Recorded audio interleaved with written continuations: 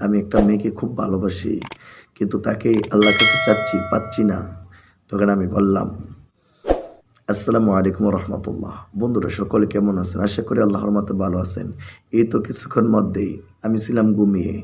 হঠাৎ একজন যুবক এসে আমার ঘুমটা দিল ভেঙিয়ে। বন্ধুরা খুব হাসি পাচ্ছে। কেন জানেন তো? ঘুমিয়েছিলাম। হঠাৎ করে যুবক এসে সালাম দিল। আমি সালামের উত্তর নিলাম। বললাম, "কি বলবেন?" আপনি আমার হঠাৎ করে ঘুমটা ভাঙিয়ে দিলেন কেন? কোনো জরুরি বিষয়? সে বলতেছে, "ওস্তাদজি ক্ষমা করবেন যদি কোনো ভুল ত্রুটি হয়ে থাকে।" আমি বললাম, "না, বলতে পারো, সমস্যা নেই।" সে আমাকে বলল, "ওস্তাদজি আপনি প্রায় সময় মসজিদে বলে থাকেন যে, কারো কিছু প্রয়োজন হলে আল্লাহর কাছে চাও। আল্লাহ সব দিতে পারে।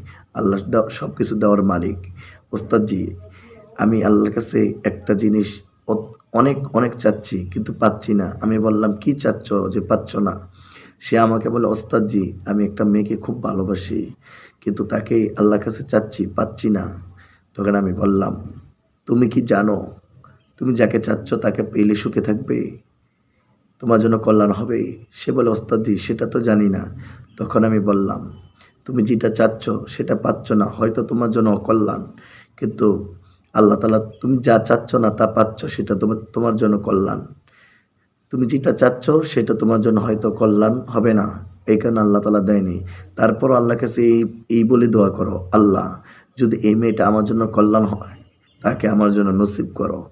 তাকে আমাকে দাও। আর যদি অকল্যাণ হয়, তাকে আমাকে দিও না। আর এই দোয়া করো আর আল্লাহর উপরে সন্তুষ্টি থাকো।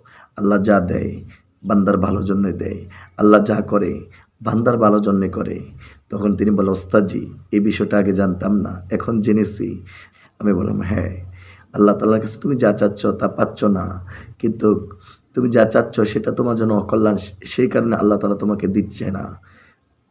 যুবক ছেলেটা খুবই আনন্দ নিয়ে, উল্লাস নিয়ে, মুখে হাসি নিয়ে আমার কাছ থেকে বিদায় নিল। এই ছিল একটি মজার বিষয় যেটা বাস্তব। অনেক মানুষে অনেক মানুষে এমনও আছে কাউরে যে পছন্দ করে তাকে পাওয়ার জন্য তাবিজ কুফরি কালাম করা শুরু করে, কুফরি কালাম করে। আল্লাহ তাআলা আমাদের সবাইকে কুফরি কালাম থেকে হেফাজত করুক। সকলে বলি আমিন। সবাইকে বিদায় জানিয়ে আজকের মতো বিদায় নিচ্ছি।